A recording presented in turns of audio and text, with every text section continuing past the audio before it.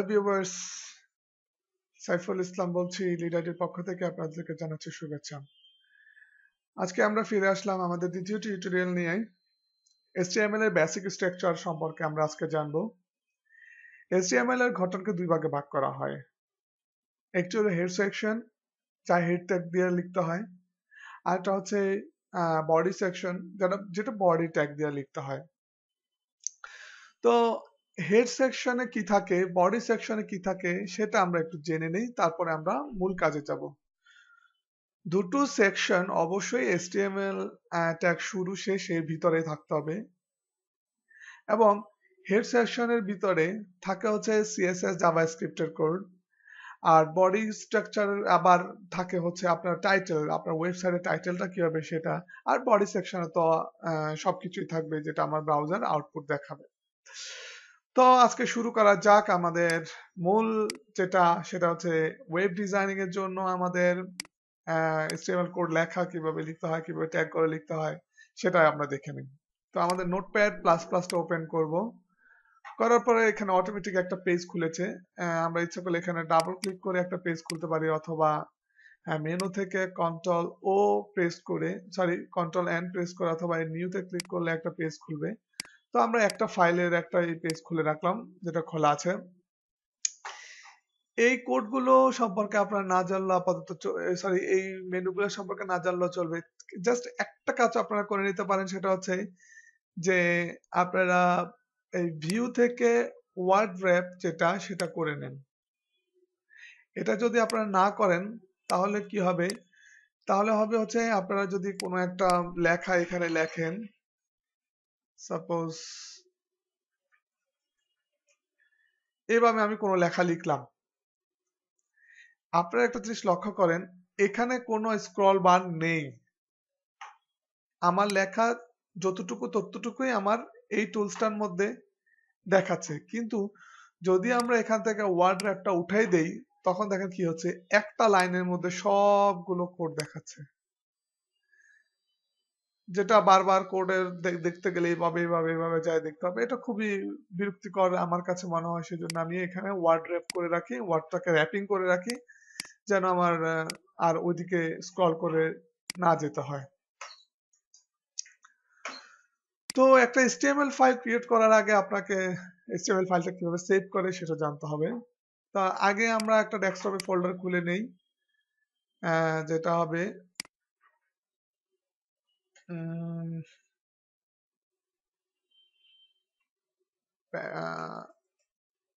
HTML2।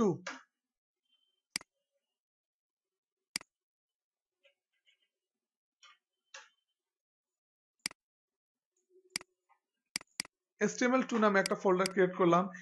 এখন আপনাকে অবশ্যই লক্ষ্য রাখতে হবে, আমার HTML1 এর ভিতরে আমার যেটা আমি HTML1 এর টিউটোরিয়াল করেছি সেটা 1 এর ভিতরে থাকবে, 2 যে কাজটা করব সেটা 2 এর ভিতরে রাখবো।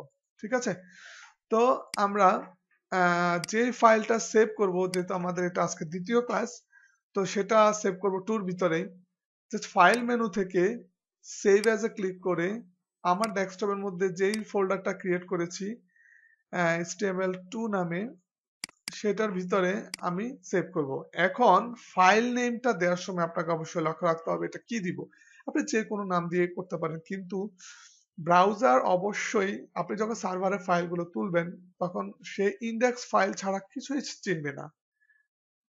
সার্ভারে আপনার ইন্ডেক্স ফাইল ছাড়া কিছুই চিনে না। তো আমরা অবশ্যই গুড প্র্যাকটিসের জন্য ইন্ডেক্স দিয়েই সেভ করব। আর এখানে ফাইলের টাইপটা কি হবে, মানে ফাইলের এক্সটেনশনটা কি হবে। এক্সটেনশন হচ্ছে এই যে কোনো একটা ফাইলের, যেমন আপনারা যখন কোনো একটা সফটওয়্যার যখন আপনারা ইনস্টল করতে যান তখন যেটা পেছনে লেখা থাকে .exe, মানে হচ্ছে এটা আপনার একটা সফটওয়্যার বোঝায়। আর HTML ফাইল করার সময় এখান থেকে হাইপার টেক্সট মার্কআপ ল্যাঙ্গুয়েজ আপনাদেরকে বলেছিলাম যে HTML এর ফুল মিনিং হচ্ছে হাইপার টেক্সট মার্কআপ ল্যাঙ্গুয়েজ, এটা সিলেক্ট করে দেব। তারপর দেখেন অটোমেটিক এখানে চলে আসছে HTML কোডটা। এরপরে সেভ করব, করার পরে আমরা কাজ শুরু করব। তো আমাদের ফাইলটা সেভ হয়ে গেল, এখন আমাদের কোড লিখব। কোড লেখার আগে আপনাদেরকে জানতে হবে যে ট্যাগ কি। ট্যাগ কি? ট্যাগ হচ্ছে লেস দেন, গ্রেটার দেন এর মাঝখানে যা লেখা থাকবে সেটাই ট্যাগ। আবার বলি, লেস দেন এবং এই গ্রেটার দেন এর মাঝখানে যা লেখা থাকবে সেটাই হচ্ছে ট্যাগ। ট্যাগ মূলত হচ্ছে দুই প্রকার, একটা হচ্ছে সিঙ্গেল ট্যাগ আর একটা হচ্ছে ডাবল ট্যাগ। সাপোজ এটা হচ্ছে একটা ডাবল ট্যাগ, মানে হচ্ছে এটা যেহেতু দুটো অংশ সেজন্য এটা ডাবল ট্যাগ। আর সিঙ্গেল ট্যাগ লেখার সিস্টেম হচ্ছে ট্যাগ ট্যাগ, এটা হচ্ছে সিঙ্গেল ট্যাগ। এটা এটা একটা ডাবল ট্যাগ, কিন্তু কিভাবে সিঙ্গেল ট্যাগটা আসলো সেটা দেখানোর জন্য আমি এটা লিখেছি। এখন দেখেন, এই ট্যাগ লেখাটা মুছে দিলাম এবং এই গ্রেটার দেন এবং লেস দেনটা মুছে দেওয়ার পরে একটা লাইনে সবগুলো চলে আসছে, মানে হচ্ছে অবশ্যই এখানে আপনার শেষ করতে হবে, না হলে আপনার এটা কাজ করবে না। কিন্তু অনেকগুলো ট্যাগ আছে যেটা শেষ করতে হয় না সিঙ্গেল ট্যাগের ক্ষেত্রে।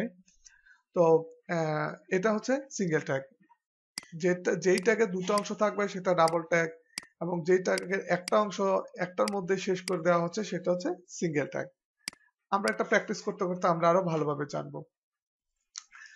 তো আমরা প্রথমেই শুরু করতে হবে আমাদের কি ট্যাগ দিয়ে, HTML ট্যাগ দিয়ে।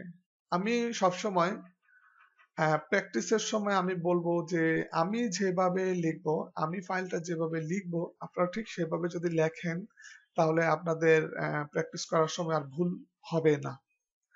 প্রথমে less than greater than, less than greater than দিয়ে শুরু করলাম, HTML লিখলাম এবং ফরওয়ার্ড স্ল্যাশ দিয়ে HTML দিয়ে শেষ করলাম। একটা জিনিস লক্ষ্য করেন, আমি এখানে লেখা শেষ করার পর দুটোর কালার সেম কালার চলে আসছে। একটু বড় করলে আপনারা বুঝতে পারবেন, এই যে দেখেন একই রকম কালার চলে আসছে। কিন্তু যদি একটা লেখা আমি ভুল করি, সরি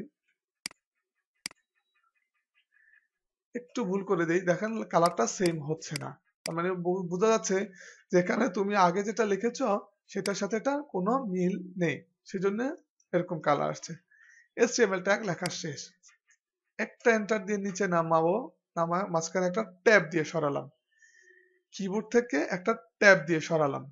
আমরা এটাকে সিরিয়াল মেনটেন করার জন্য যেন দেখতে সুন্দর লাগে সেজন্য এইভাবে লিখবো। তো আমি বলেছিলাম যে HTML এর দুটো অংশ থাকে, একটা হচ্ছে হেড অংশ আর একটা হচ্ছে বডি অংশ। আসলে আমরা যদি মানব দেহের কথা চিন্তা করি, মানব দেহের দিকে তাকালে আপনারা দেখতে পাবেন যে মানব দেহের দুটো অংশ যদি আমরা চিন্তা করি, যেমন একটা হচ্ছে হেডের অংশ, বডির অংশ।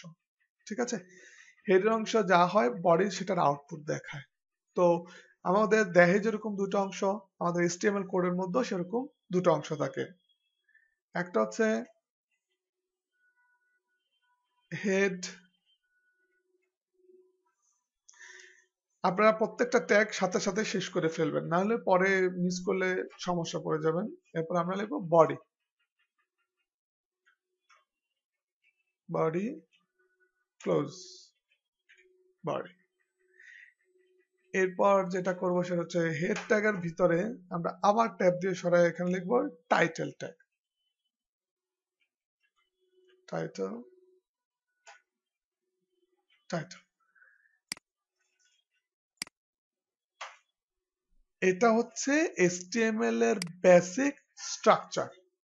ঠিক আছে, HTML এর বেসিক স্ট্রাকচারটা আমরা দেখে ফেললাম।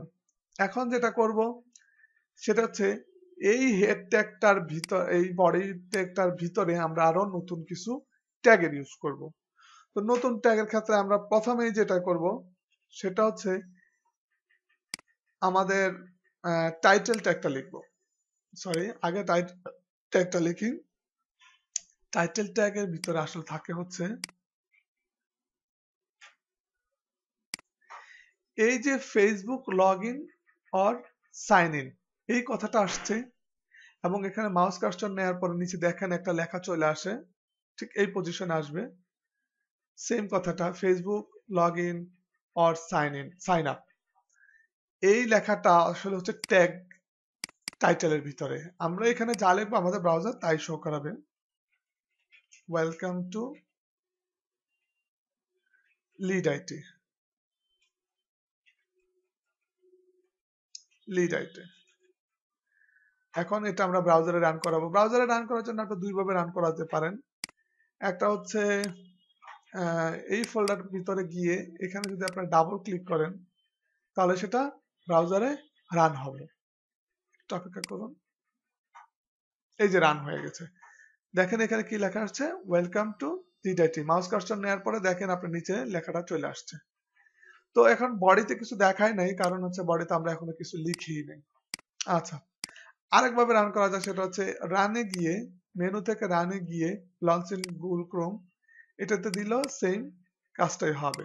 আচ্ছা, টাইটেল গেল। এবার বডির ভিতরে আমরা একটা কাজ করব, সেটা হচ্ছে কিছু ট্যাগের কাজ দেখব। যেমন একটা হেডিং ট্যাগ নিয়ে কাজ করি। হেডিং ট্যাগটা আসলে কি? হেডিং ট্যাগ হচ্ছে প্রথম আলো পত্রিকা আমরা গেলে দেখতে পাবো।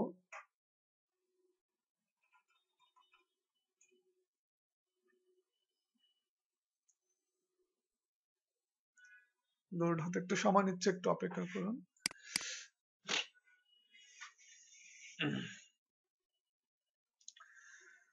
অথবা আমরা ফেসবুকের মধ্যে দেখতে পারি, এই যে ক্রিয়েট অ্যান অ্যাকাউন্ট, এটা একটা হেডিং ট্যাগ।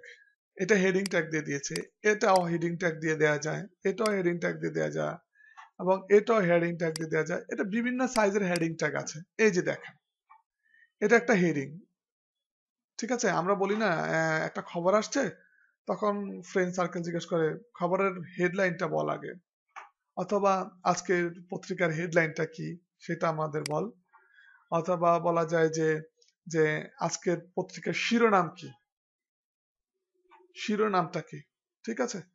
এই যে একটা হেডিং, এই যে এগুলো সবগুলো হেডিং। আচ্ছা, এখন এগুলো কিভাবে করে?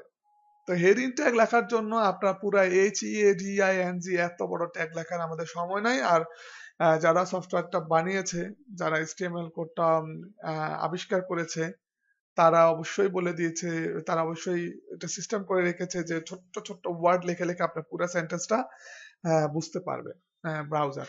তো সেখানে আপনারা দেখতে পান, এখন দেখতে পাবেন যে আমি কি লিখি, h1/h1, মানে হচ্ছে এখানে h1 দিয়ে বোঝাচ্ছে হেডিং ট্যাগ 1, কি হেডিং ট্যাগ 1, এবং এখানে হেডিং ট্যাগ 2, 3, 4, 5, 6 এরপর আর নেই। সবসময় লক্ষ্য রাখবেন, অবশ্যই মনে রাখবেন যে হেডিং ট্যাগ 6টা হতে পারে, এর বেশি না। আপনার ইচ্ছা করলে এটা সাইজ বাড়াইতে পারবেন। 1 সাইজ সবচেয়ে বড় হবে, 2 আর একটু কম, 3 আর একটু কম, 4 আর একটু কম, 5 আর একটু কম, 6 আর একটু কম, এরকম হবে, ঠিক আছে? তো আমরা দেখি h1 ট্যাগের ভিতরে কিছু একটা লিখি। ট্যাগের ভিতরে কি লিখলাম সেটা কিন্তু শো করবে না। ট্যাগটা কি সেটা শো করবে, ট্যাগের মাঝখানে এই যে মাউস কার্সর যেখানে রেখেছি এখানে যা লিখবো আমরা সেটাই ব্রাউজারে দেখতে পাবো। তো আমরা লিখে ফেলি, দিস ইজ হেডিং ট্যাগ 1, এখানে এভাবে দিলাম যেহেতু আমরা বুঝতে পারি। তো আমাদের এখানে রান করাই আছে, আমরা জাস্ট রিলোড দিলে দিস ইজ হেডিং ট্যাগ 1, কুল। দেখতে পাচ্ছেন? অবশ্যই দেখতে পাচ্ছেন আপনারা। আমি কিভাবে করেছি জাস্ট একটু মনে রাখলেই হবে, ঠিক আছে? এরপর যেটা করব সেটা হচ্ছে আমরা হেডিং ট্যাগ 1 গেল, এবার হেডিং ট্যাগ 2 করার জন্য ঠিক এখানে মাউস কার্সর রেখে, এই জায়গায় মাউস কার্সর রেখে কিবোর্ড থেকে কন্ট্রোল প্লাস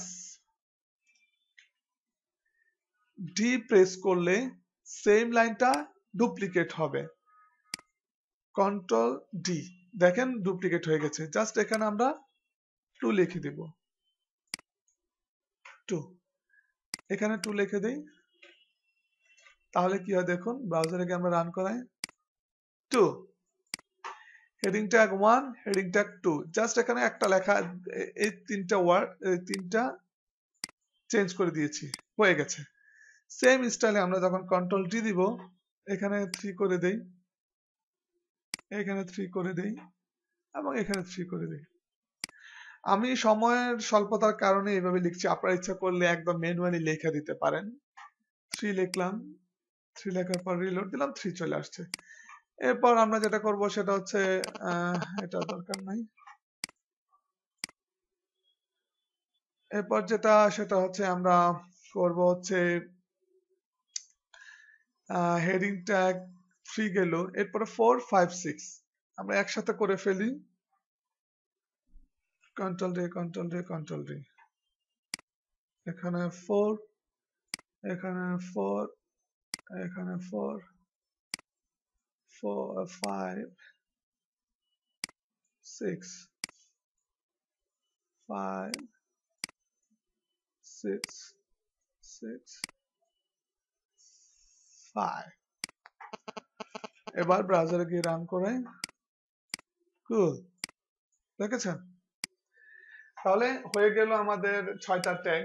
আপনারা এটা অবশ্যই প্র্যাকটিস করে নেবেন। আপনাদেরকে জাস্ট একটা রিকোয়েস্ট করব, যা করবেন নতুন করে ফাইল করে নতুন করে করবেন, কপি পেস্ট করার দরকার নাই আপাতত। কপি পেস্ট করবেন না, কারণ কপি পেস্ট করলে আপনারা কিছুই শিখতে পারবেন না। জাস্ট ম্যানুয়ালি লিখে লিখে যখন আপনারা অনেক এক্সপার্ট হয়ে যাবেন তখন আপনারা কপি পেস্ট করতে পারবেন। তো বন্ধুরা, আজকে এই পর্যন্তই। আগামী টিউটোরিয়াল দেখার জন্য অ্যাডভান্স স্বাগতম জানাচ্ছি। ধন্যবাদ সবাইকে।